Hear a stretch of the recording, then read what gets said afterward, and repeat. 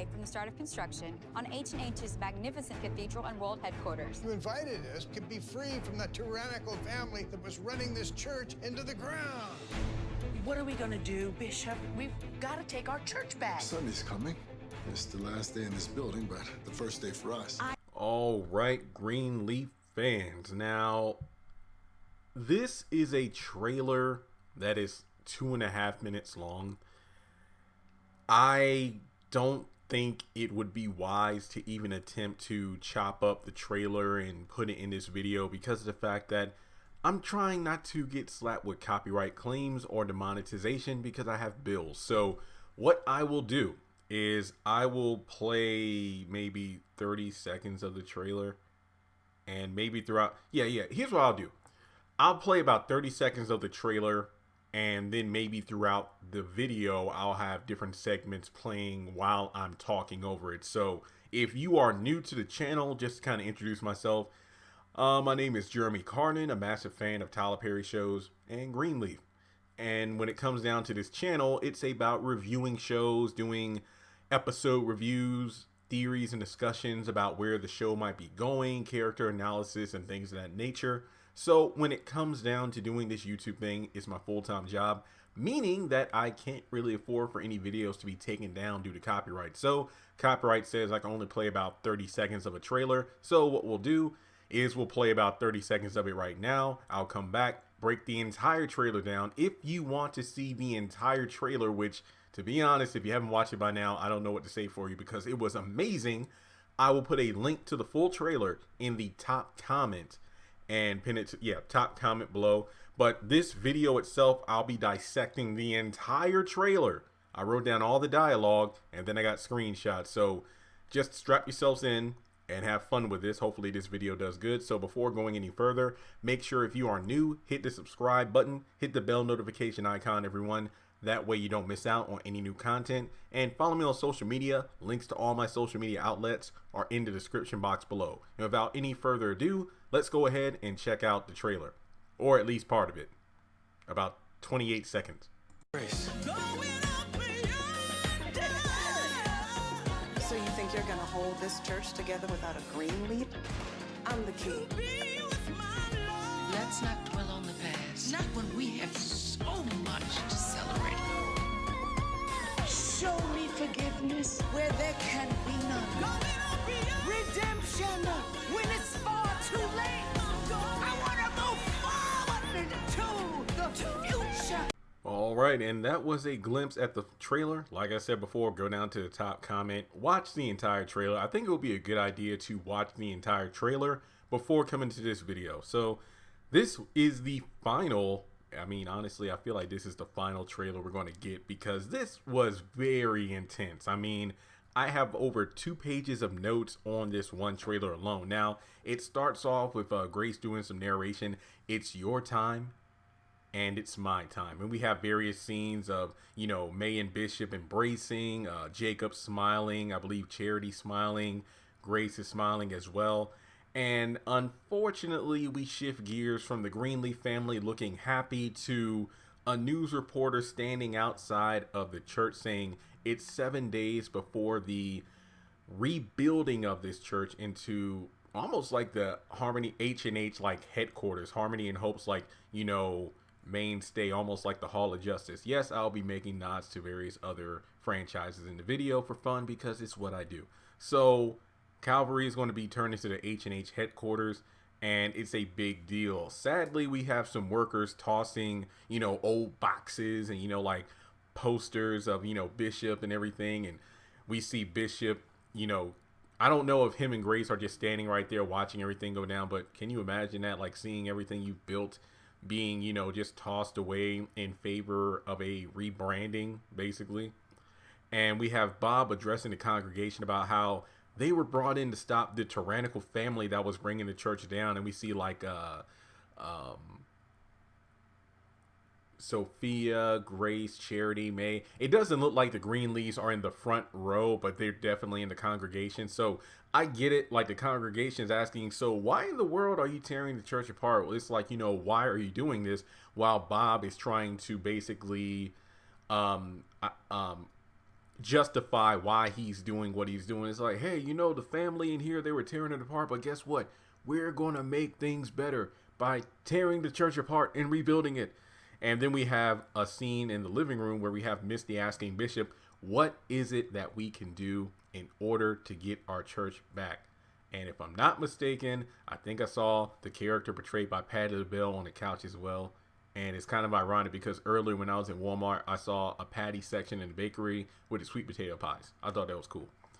We have Phil telling Charity that Sunday is the last day that the building will be standing, but it's the first day for theirs. Basically, hey, Sunday is the fun. Well, yeah, that's right, because it was Sunday when Grace stepped down, and then later that day, Phil came over to tell May that the church is being taken down in like 7 days. So, yeah, pretty much next Sunday is the last day the church will be standing, and then we're going to tear it all down and build it back up. And I believe that Judy, looking fine in that orange suit, is standing there as well. So Charity is like,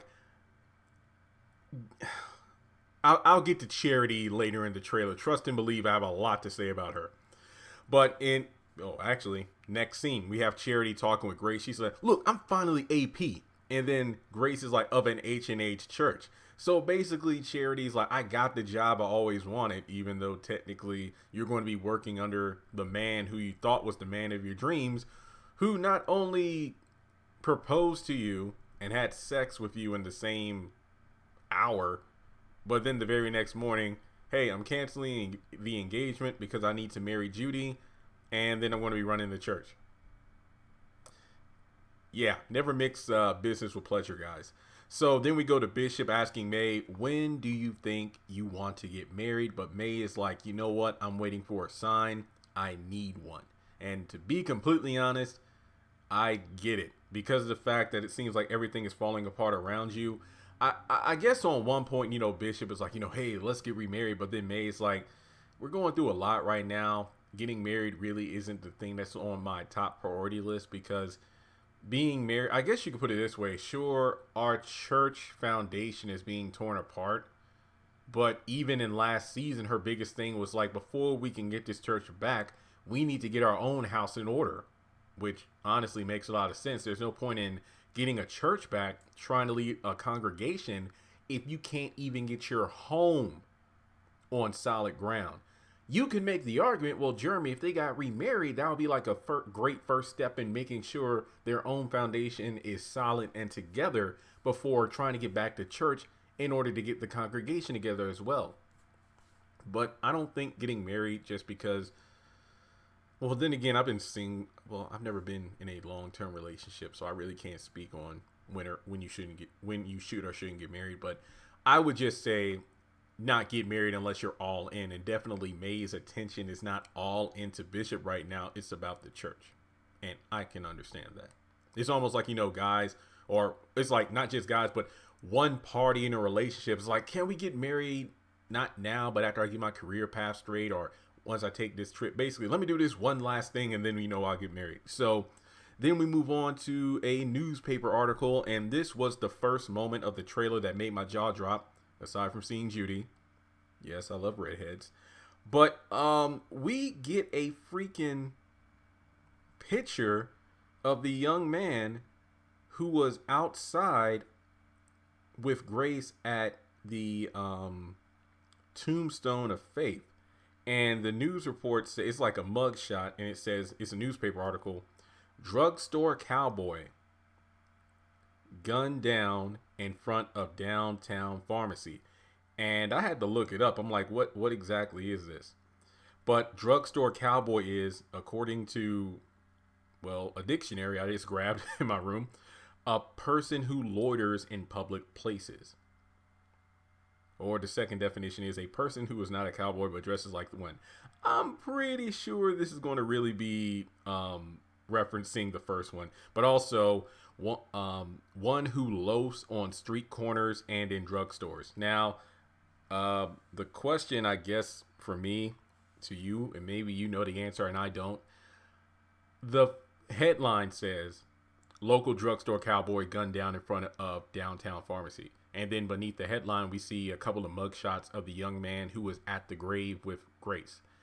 Now, given the photo, I'm guessing this young man was the person who was gunned down in front of the pharmacy, as opposed to the person who was the one who gunned down the drugstore cowboy.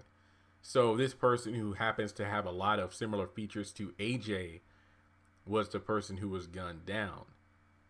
But then we have Sophia finding a lot of drugs in AJ's belongings. So did AJ kill this guy and take the drugs for himself? And if so, is he the real AJ? Then why would this ghost appear at Faith's grave saying that, you know, everything has an expiration date or something like that? So who is this guy? I don't know. But then we have Jacob looking at the deed for the house, and Carissa's, you know, there as well. And he's like, you know what, this doesn't prove anything in regards to the false, you know, the unfair play that, you know, Bishop may or may not have gotten into in order to get the home. Zora's crying because obviously this is over her parents' divorce. And we have Carissa saying, you want to play rough? Game on. So it seems like Carissa and Jacob are definitely going to be butting heads throughout this entire season. And Zora's going to be caught in the middle because of her parents splitting apart. We have good old Rick Fox. Grace sees him and he says, if you know what I've been through, you wouldn't show up unannounced. So it definitely seems like we're going to be wrapping up his storyline or touching base with him, since we haven't seen him in a while on the series. Phil is saying, if I don't marry Judy, I won't get the job. Basically, he's talking with Charity. So Charity's like, you know, probably like, you know, why are you doing this? Like, why would you lead me on in this? It's like, look. If I don't get this job, you're most likely not even going to be AP. Even though technically speaking, she did get the AP position by getting Grace out. And then, well, having a hand in getting Grace to step down. And then Phil would take the position as head pastor, making Charity AP instead of Grace. Then we also have Jacob talking to Bishop. Is like, did you call Daryl James the night he died and tell him to come to the church? And then we have May talking about Daryl James and Tara James, and that's Rochelle's sister. And we also see Grace looking around at what I believe is a diagram for the house, or either something involving Bob Whitmore. So is Rochelle going to make a cameo this season? I don't know. I mean, I feel like her presence will be felt in the series, but I don't know if LaToya Luckett herself will make an appearance, because maybe at the time of the filming of the season, she was, you know, most likely had just had her child. I could be completely wrong here, just to throw that out there, but I'm just speculating. But we also see Bob kind of looking concerned, and the question is, what in the world could Bob Whitmore be hiding? Okay, now we have Grace snooping, and this is where I'm a bit afraid for Grace this season, because it looks like she's literally a deer caught in headlights, and the voiceover says, no one likes a squeaky wheel, Grace, and I'm like, oh snap. Could Grace be killed off? And then we have another person saying those green leaves are just like a bad penny, just can't get rid of them. What does that expression even mean? What is a bad penny? I mean, like, because you can find pennies everywhere. And what exactly is a bad penny? Like, how is money bad? You know? Maybe I should Google that expression. But Bishop realizes it's over. The seed has been buried, but the new plant is ready to grow. We need to start a brand new church. And we also see, you know, him walking with Lady May into a new building. So I'm like, ooh, is this setup fodder for a potential, well, not potential, but is this the potential jumping point for the spinoff series? And we also have another amazing cameo, because Jacob goes to see Tasha because he's looking to find Basie, Basie. I believe that's how you spell the name. So it looks like Jacob's going to be doing his own research, pretty much because what Carissa brought up about the deed is probably getting to him. So he's going to be doing his own, investigation on the back end in order to make sure he has all of his chips in order. So if he decides to cash out with Carissa via divorce, there's nothing that, Carissa can do to stop him. Noah shows up to hug Grace. It looks like this is at a hospital because, well, there are, signs that say emergency. So Why is Grace going to the hospital with Noah's there? Does this have something to do with AJ? I honestly think so. And first of all, I mean, I'm still like mad that Noah was not even shown again last season, aside from when he was over the phone with Grace saying that he's coming back after he got kicked out from his wife and getting a divorce, and we never saw him again. But we will see him again this season. And after everything going on, thankfully, well, we actually have another scene. So we have Judy and Phil hugged up, kissing, and there's also a scene where, oh my gosh, Judy is like, I guess, crawling up to Phil, and I love redheads. I will say that over and over, but okay, I said it like twice already in this video, but my gosh, somebody commented on Instagram, she looks like a snake, and I'm like, that actually is not a bad analogy, given the fact that,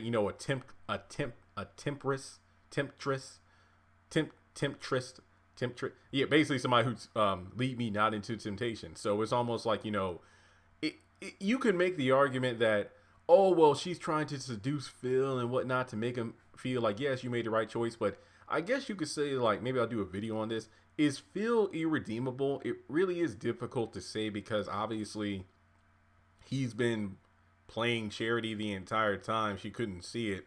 Plus, he's always been on the H&H team. The only reason he started playing foul was because he wanted a certain position, and he wasn't afraid to do whatever it took in order to get said position, which was going through Charity to get Grace booted out. And I'm still thinking that, what if Charity is pregnant from that one time they had sex after he proposed? Like, that would be pretty awkward. But you have Charity think, here's the most laugh out loud moment of the trailer.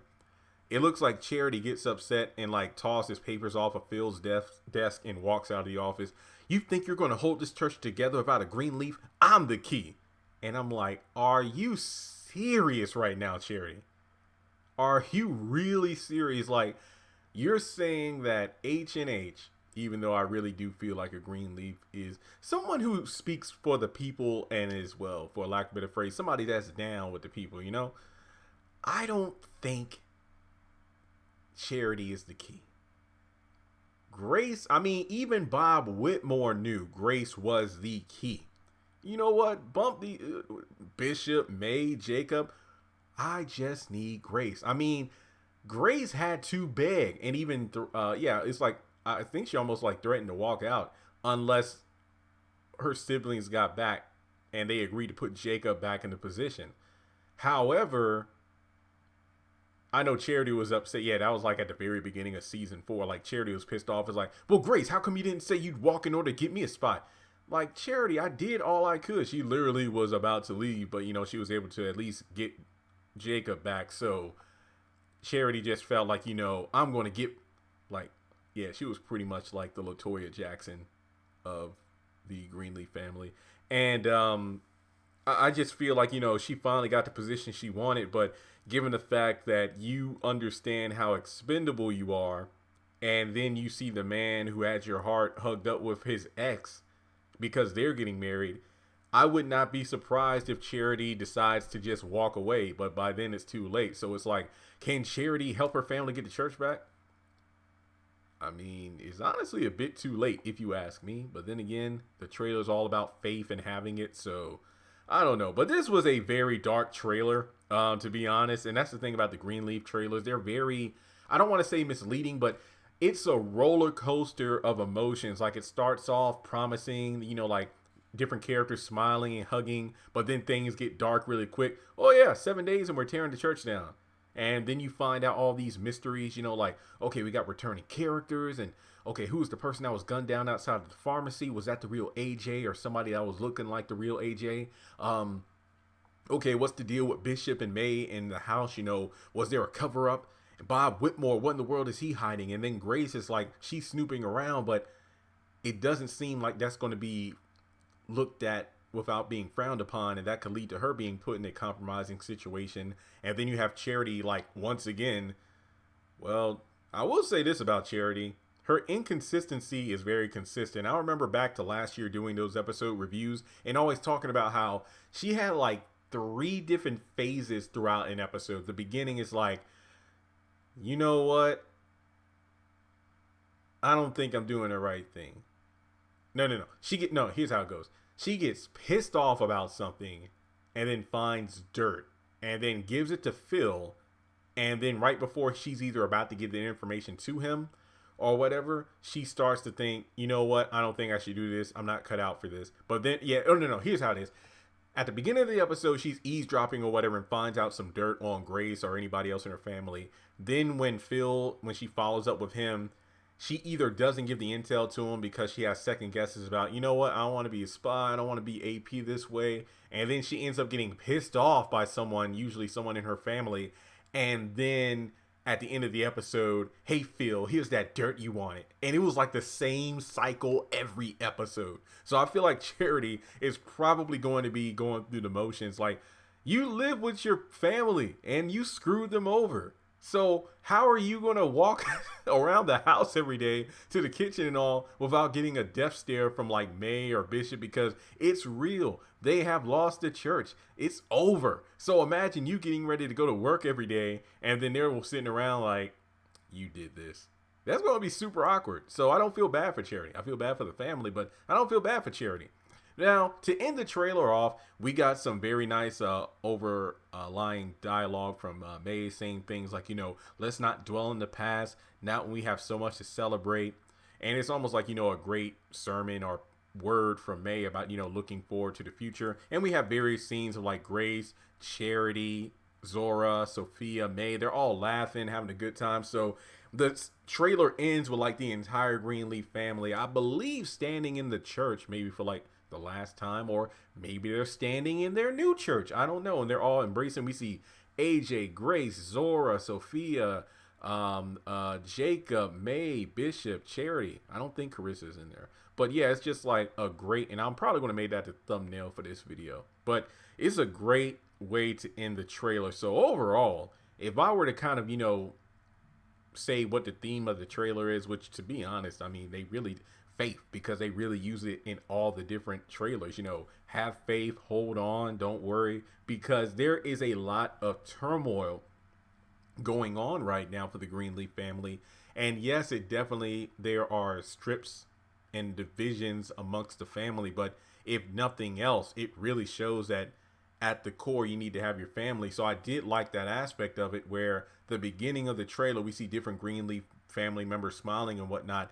And as the trailer went on, things just seemed to be going darker and darker for the family. It's almost like the valley they were going through was getting deeper and deeper. But then by the end, all the Greenleafs are together. And I feel like that united front is what's going to help them make it to the other side of this storm they're going through right now. Now, will they get the church back? I don't know. Will the church really be torn down and H&H will take over? I don't know. Will Bob Whitmore's secrets that he's been hiding and whatnot come to the light, causing the Greenleafs to actually get the church back? Once again, I don't know, but there are so many twists and turns. Remember, this is only 8 episodes long, so about 2 months worth of episodes.